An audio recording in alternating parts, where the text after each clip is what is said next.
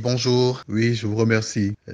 En effet, je disais que le président de la République, Macky Sall, le président sortant, est en même temps président entrant, puisque les candidats de l'opposition ont décidé de ne pas introduire de recours. Donc, en principe, le Conseil constitutionnel va respecter les délais prescrits pour rendre sa décision et faire connaître donc et confirmer la victoire du président Macky Sall dès le premier tour de cette élection de 2019. Voilà, je disais que le président sortant, qui va donc être entrant dans quelques jours, a bénéficié de plus qu'un coup de pouce, mais plutôt d'un coup de main, parce qu'il avait un troisième bras. Et je m'explique. Comme vous le savez, l'électorat féminin est un électorat extrêmement important pour déterminer le résultat d'une élection au Sénégal.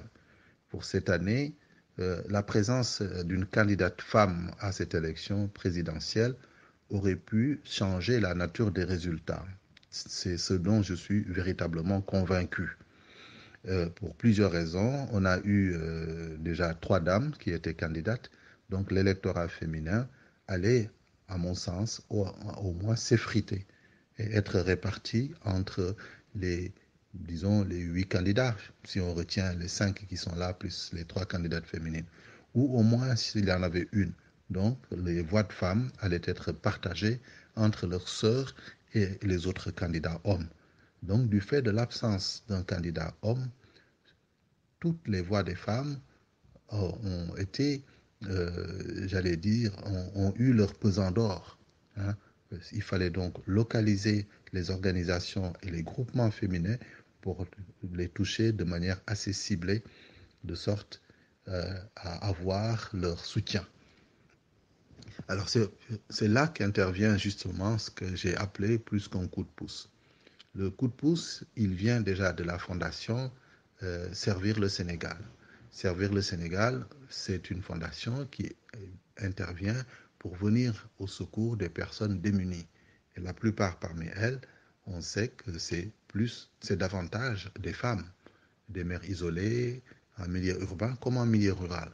Donc c'est la fondation que gère Madame la Première Dame, détient normalement un fichier de ces personnes qui sont suivies et assistées par sa fondation. Premier coup de pouce, mise à disposition du fichier, si elle le souhaite.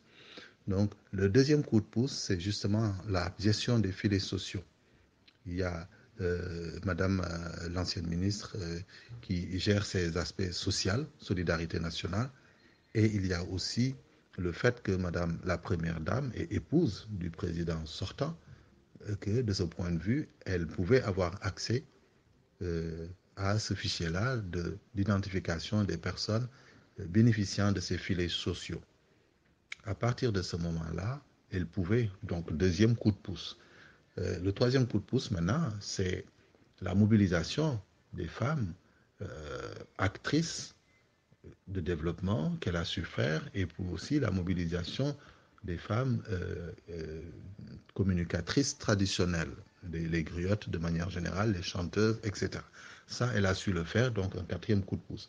Finalement, je me suis dit que si elle se lève et qu'elle intervient elle-même, ça deviendrait le cinquième doigt et finalement, ça devient une main. C'est pourquoi j'ai dit une main bien précieuse qui est intervenue pour aider M. le Président de la République à obtenir le score qu'il a pu avoir.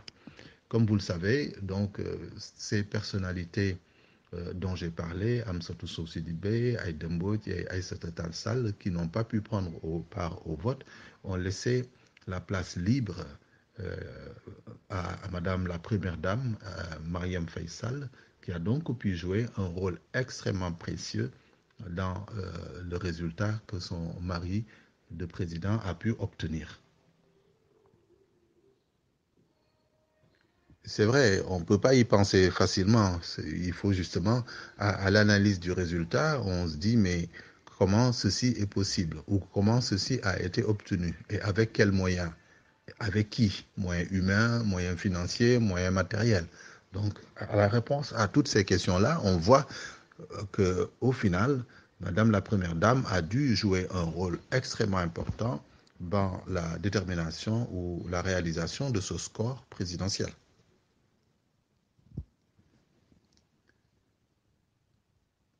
c'est pas simple pour un homme de pénétrer ce milieu féminin. Hein.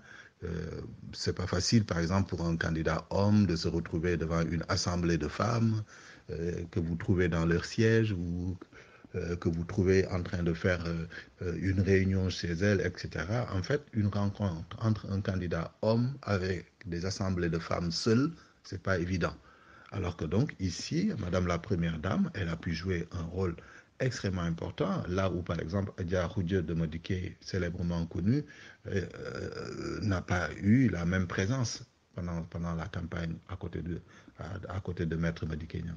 Madame Sall de Issa, je ne la connais pas. Ousmane Sonko a montré son épouse, qui est toute jeune, et Ndeye Penda de Idrissa Seck, je ne crois pas qu'elle se soit impliquée comme l'a fait Madame Marième Faye Sall. Elles n'ont pas les mêmes moyens, elles n'ont pas la même logistique, elles n'ont pas le même statut.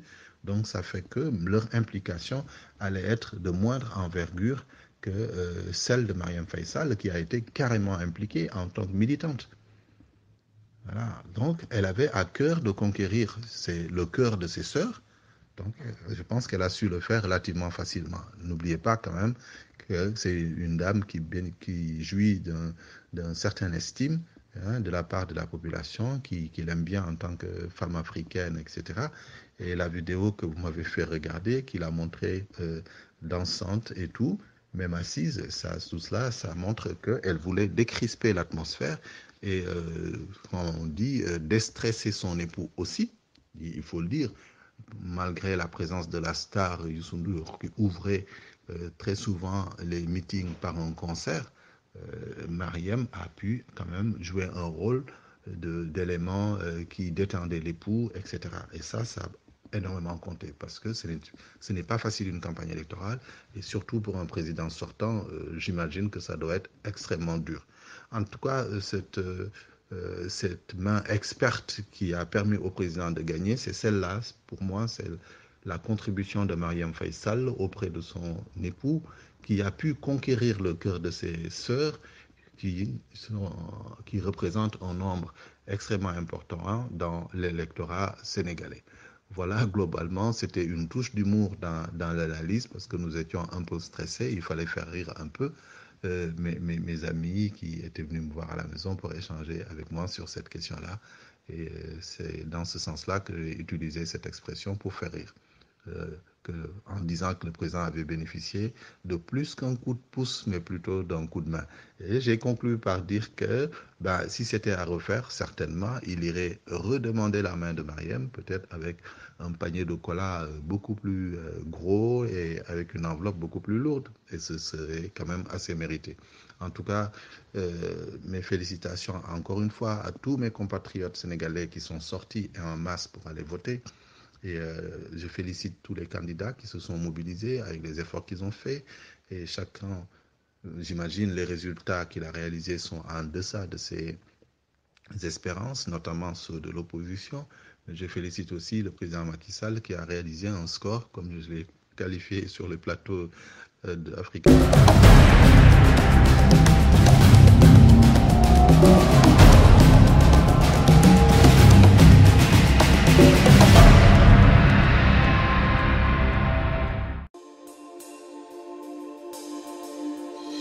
Kasumai Sane Business Center est une société basée aux États-Unis, située à Washington.